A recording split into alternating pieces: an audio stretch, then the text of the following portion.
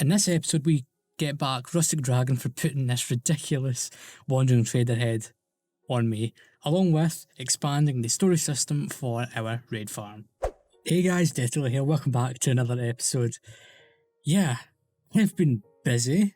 I've actually already recorded like half of this episode, so that's why I've been busy. But yeah, we're at the raid farm right now. We built this last time, and boy am I loving this thing. Now, we've been using this, we've got lots of totems, I have lots more in this ender chest. Yeah, just look at that, we've got a full shocker box of totems right there. That is insane. But yeah, today, as I've said, we're going to be expanding this thing and we're going to be getting back rustic, so yeah, that's what we're going to be doing. And if you're liking this series so far, make sure you subscribe. And, you know, leave me a comment. What are you thinking of these episodes so far? Are you liking them? Do you think there's something I can change? Please let me know. But with that, let's move on to this getting rustic back. So I've came up with a prank idea. Now, it took a few hours of planning, but I think it's going to work, and it has something to do with this Wandering Trader head. With that being said, let's get into super fast build mode. We're going to build this prank thing, and then we're going to get Rustic's live reaction, which should be quite fun.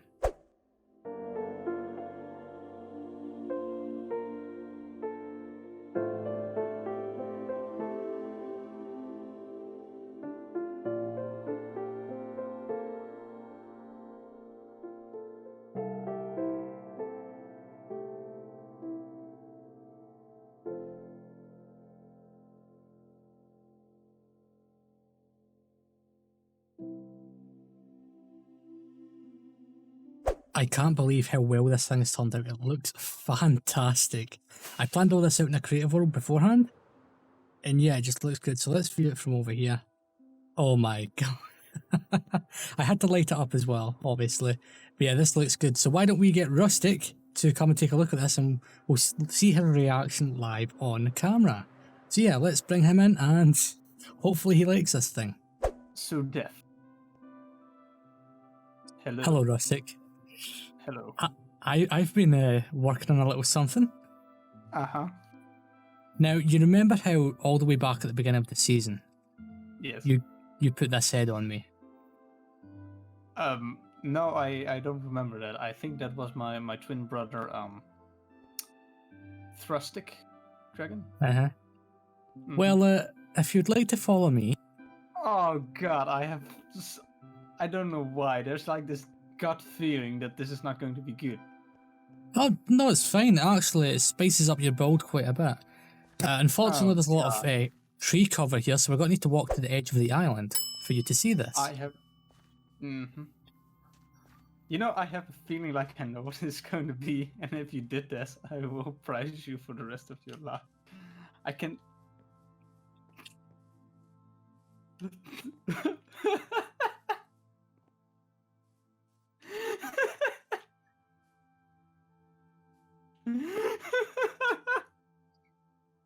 Oh my goodness. I told you would laugh. Oh my.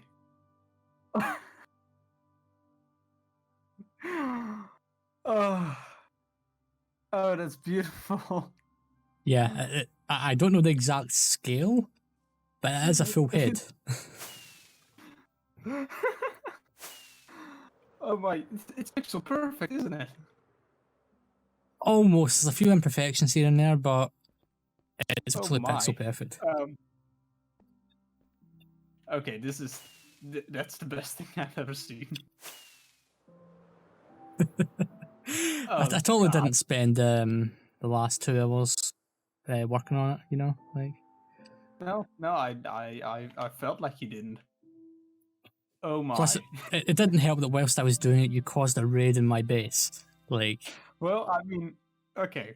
So in my defense, run. Oh, anyways, this is looking amazing. I was going to do something inside of it, but I didn't have enough resources, so I just left it as is. Yeah, no. Oh my goodness, this is the best thing ever.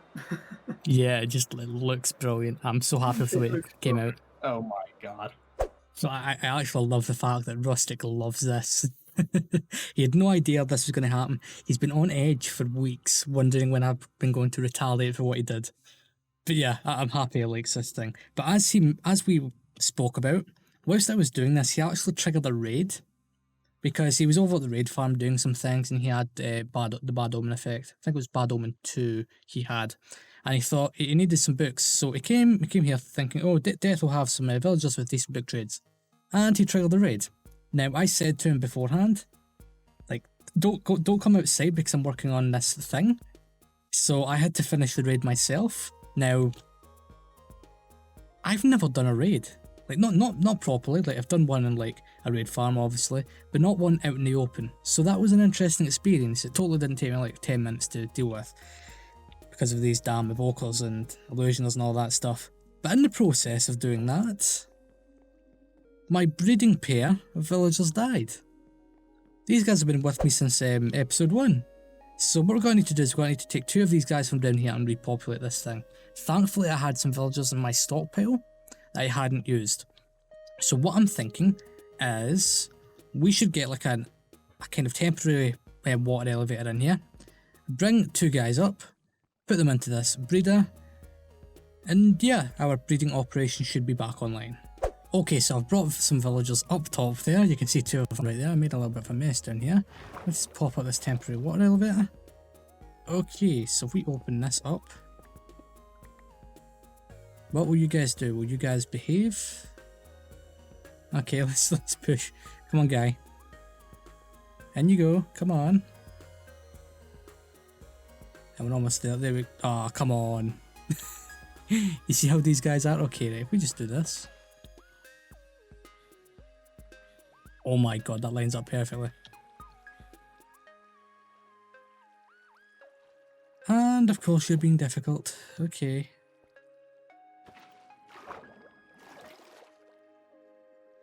Ah, come on, god damn it. Okay, this is going to take a little bit of time. So after some friendly negotiations, we got these villagers in place. Villagers are quite stubborn and they're quite annoying, but since we have those guys in place, we might as well start up a new batch of breeding. So let's go and get 1, 2, 3, 4 stacks of carrots. Should be more than enough, and these guys can start producing a new generation of villagers which will stay in one spot for the rest of their lives. Alright, there we go, cool. Now, obviously, these guys, well, not these guys in particular, but the villagers died because they weren't protected. So I'm thinking, we've got this space right here. Why don't we build a 3x3 piston door? Now, obviously, we've done this recently, so we might as well do it again. So we're going to use the exact same design we used for Rustic. And since you guys already know what that looks like, I'm just going to make it. So, in a moment, we'll have a door here. Alright, so we have this door in place. It's just the same as what we did for Rustic. I had to put the buttons in different places, obviously. But yeah, if we do this, so if we open. Quite simple, there we go. And then if we go through here, we can close it.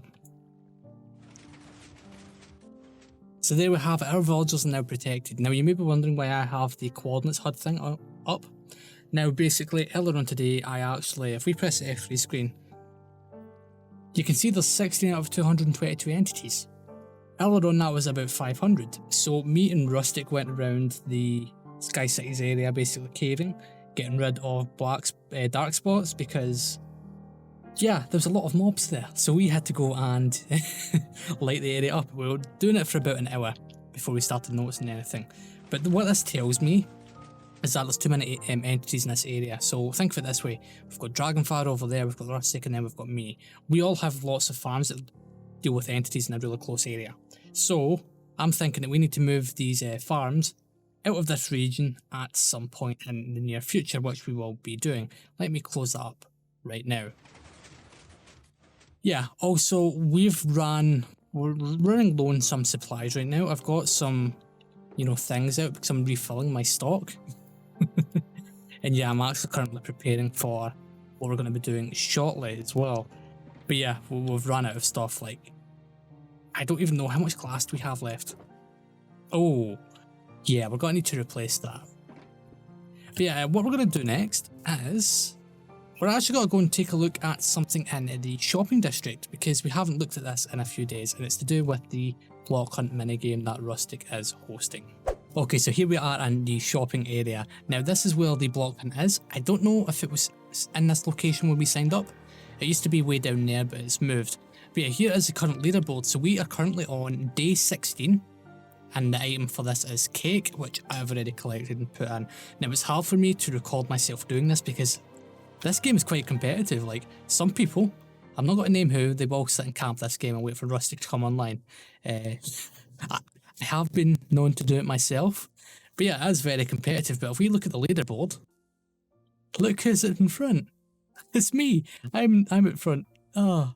It was Dragonfire for a long time, and then I slowly crept up on him, then we were drawing, and then Jesse crept up behind me, and yeah, so we're doing quite well. Also, number 2's missing here. Where's number 2? Interesting. Alright, so we're currently over at the raid farm, and yeah, I love this thing. I just love that we have one of these now. So yeah, what I'm thinking for the storage system is I want the storage system to be lower than this platform, because I want this platform to basically be where you come and kill the raids. So what we're going to do is we've just got to set up a ladder. It goes down a couple blocks, and then there'll be a larger glass platform with chests on one side. We'll set up a nether portal as well. Oh, so that looks really weird. I love these coral biomes, they look so good. But if we head, what way is it? I think it's this way. We should be heading towards the outpost. Now Rustic has been very busy over here. As you can see, he's built this thing. This basically makes it easier for the pillagers to, you know, gather in one area for us to kill. But what I'm going to do now is, look, there's a portal here as well. I'm going to set up a glass platform, and I'm going to place in a wall of chests. I don't even know how many chests we want, and then I'll deal with the item filters, because these item filters are going to be quite finicky because we're dealing with non-stackable items. Alright, so I've been working away. We've got this wall of chests. So this is 5 tall and 10 wide. So that's 50 double chests, which will be used for storage. Now, we need to set up item filters and all that stuff, and I've been thinking this through. But what we're going to have is we're going to have some overflow. At the end, we'll probably have these last 2 or 3 dedicated to overflow, where we'll throw all of the, the totems and all that other junk. Also, I came to the realisation that since we're in a warm ocean, some tropical fish can spawn. For example, like pufferfish, so they could spawn inside these things, which isn't good. We need to replace this water here because that's only temporary. We'll get some ladders or something like that. But yeah, I'm liking the way this is happening. So what we need to do is we need to put another line of hoppers on top. And then what we do is, well, these will run like so. As you can see, they aren't going straight down. They kind of go across, but they still go down. And then the item filter will run off of this, which should be fairly easy. And look at that, it's also level with the other stuff, which is pretty sweet. Alright, so after a little bit of work, I had to reorganise the hoppers because what I just said didn't work. We have these filters in place. So, we've got emeralds, redstone, glowstone, gunpowder, spider eyes, banners, sticks, and empty glass bottles. That's what we're filtering for. Everything else will go into these 2 overflow chests, and then we'll also set up a system to destroy any items on top of that, which should be very, very nice. Now, we need to put either another hopper line on top of this or a water stream. I'll probably do the water stream because if I remove, because I will need to remove that hopper there and then reorientate it, the minecart could fall out, and then I'd have to redo that entire system there, which I really don't want to do. Like, I really don't. So I think I'm going to do the water stream method. So what I need to do is I need to use a dropper, connected to a redstone clock, so if something goes inside the dropper, it fires off into a water stream. Have the water stream align the items against like a chest or something, so then it can occupy 2 blocks. We'll put down some packed ice, and yeah, that should be fairly nice. Hopefully it doesn't take too long. So as you can see, this does look a little bit different. So we've got the water streams in place. Let's just go up here. I had to change up a few things, like the orientation and positioning of the hoppers a little bit. But yeah, this thing works. So if we just pop on around the back here, what happens is the items come through the kill chamber into this dropper, where they're then automatically detected and then fired out. We then go through the water stream here. The water stream then reroutes them slightly and lines them off of this chest so that the items can then move through, and be collected by the hoppers. Then right at the end we've got 2 overflow chests, and if those fill up, we also have this system here to destroy the items, which is fantastic. Now we have been collecting a lot of stuff. We've ran this for a little while, we've got lots of emeralds. All these other materials we don't actually have much of. Lots of banners, some sticks, some bottles. And yeah, these chests have been emptied recently, but we have several shulker boxes of totems because we get so many totems from this farm. It's insane. Also, if we pop on up here, this system here, we were having a problem where the trapdoor wouldn't open for long enough, so I changed its position. It was originally placed on this block, it's now placed on the hopper, which didn't really change anything, so I then changed the delay of this repeater, and then this thing works perfectly now. So you can actually fully use this thing without any issues. The one issue we do have is we can't open the top chests because of what I've done, so I need to like lower this entire platform by like 1 block. And yeah, then it should work fairly nicely. But let's look at this. So we've got so many emeralds at this point that I think it's time that we can restock our shops, which is great. Also, we have these shulker boxes down at the end here. So what I'm going to do is I'm going to take 2 of them, and we're going to go and put these into our foundry, which should be fun. Also, just having them in shulker boxes is very, very useful. It was Rustic's idea. Alright, so I've brought this stock over to the foundry, and I still love this place. It looks so cool. So yeah, what we're going to do is, as you can see, we're selling these blocks of emeralds for 1 diamond, so 8 for 1 diamond. So let us split this stuff down, and then we just go and place it in like so. Oh, this is going to be quite tedious. Okay, also I've prepared the totems as well. We're going to sell those for 5 diamonds each, which is perfectly reasonable, I think. So let's just split these guys. There we go. But yeah, we've got so much stock now. Now, after this, we still have 1 chest left. Now, I think me and the rest of the captains of industry discussed maybe selling the banners that the pillagers drop. Possibly, or if that's some other item at some point. We could do that. We could. But yeah, let's just fill in the last of this stock here. And there we go. We need to collect some more stuff. In fact, yeah, look at that. I have some emeralds there. And what we can do is we can fill in the last of this stuff. Is that the perfect amount? Yes, it is. Wow. Oh, that's a lot of emeralds.